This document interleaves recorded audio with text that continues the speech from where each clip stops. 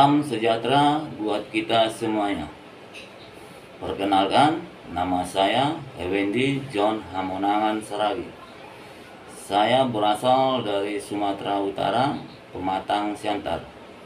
Pendidikan terakhir saya STM Negeri Pematang Siantar.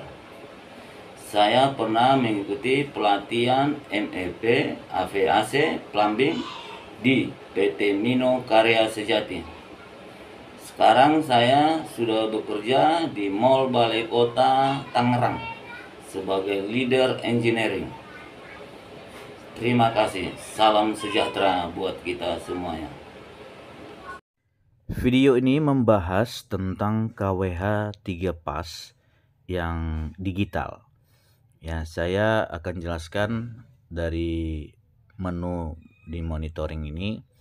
Ada tegangan untuk L1, tegangan L2, L3 yang digabungkan ke netral jadi satu pas. Jadi perhitungan untuk beban satu pas juga dia ada, dan perhitungan untuk 3 pas juga dia ada. Jadi digital KWH meter ini ya, sistem kerjanya supaya tidak menyalahi aturan.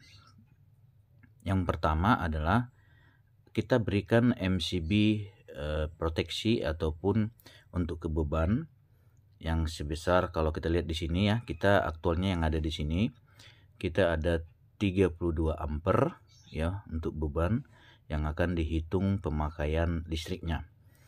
Ini salah satu tenan kita di mall ya.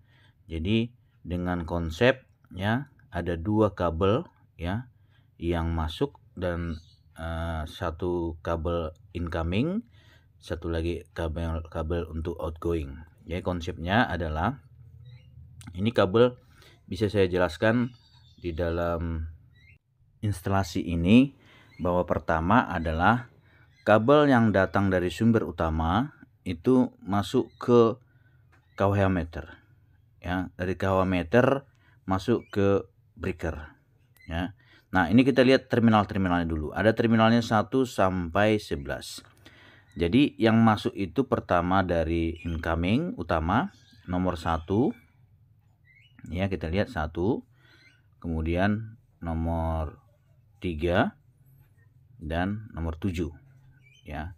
Jadi nanti keluarannya nomor 2 ya, nomor susah ya, angkanya susah kita lihat, tapi intinya adalah 1 incoming, 1 outgoing. Dan yang paling nomor 10 11 itu untuk netralnya ya. Jadi kabel RST 1 2 3 baru outgoingnya, intinya outgoingnya ada angka-angka di sini ya. Jadi bersebelahan dia. Untuk yang warna coklat dan warna kuning, warna hitam. Jadi 1 incoming, 1 lagi outgoing, 1 incoming, 1 lagi outgoing. Begitu ya. Arahnya ke breaker. Dari breaker maka masuk ke beban. Nah, di KWH meter yang teman-teman perlu ketahui, setiap engineering mencatat pemakaian KWH meter itu ada 2 konsep. Pertama, ada namanya waktu beban puncak dan ada luar waktu beban puncak. Jadi pencatatannya berbeda. Ya, yang dikatakan waktu beban puncak, saya sudah jelaskan di video-video sebelumnya bahwa pada umumnya ya, hitungan dari PLN itu dimulai dari jam 6 sore sampai jam 10 malam. Itu waktu beban puncak. Jadi untuk luar waktu beban puncak di luar jam itu. Berarti dari jam 10 ke atas ya, malam, dini hari sampai jam 6 sore. Ya, seperti itu teman-teman. Ya. Jadi kabel yang masuk ke beban ya, itu yang setelah dari MCB. Ya, ini sudah saya jelaskan. Incomingnya sama ya, incoming masuk ke KWH, dari KWH ini masuk ke keluar dari KWH masuk ke MCB, MCB masuk ke sistem beban tenan. Nah, saya jelaskan lagi tadi, apalagi yang perlu kita ketahui di WBP sama LWBP.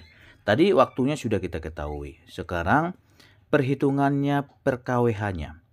Berapa sih nilai per KWH untuk waktu beban puncak dan luar waktu beban puncak? Makanya waktu bulan puncak, kalau boleh kita yang di rumah-rumah pun ataupun di kantor jangan terlalu banyak dinyalain karena hitungannya berbeda. Waktu bulan puncak per kWh-nya itu 1.500. Kalau di luar waktu bulan puncak hanya 1.100, tergantung daerahnya. Tapi yang jelas ada perbedaan waktu bulan puncak sama LWBP. Luar waktu bulan puncak harganya pasti berbeda, sekitar 300-400 perak ya. Itu pun sangat berpengaruh terhadap tagihan listrik kita. Oleh karena itu, ketika jam 6 sore sampai jam 10 malam, usahakan minimalis lah untuk equipment nyala.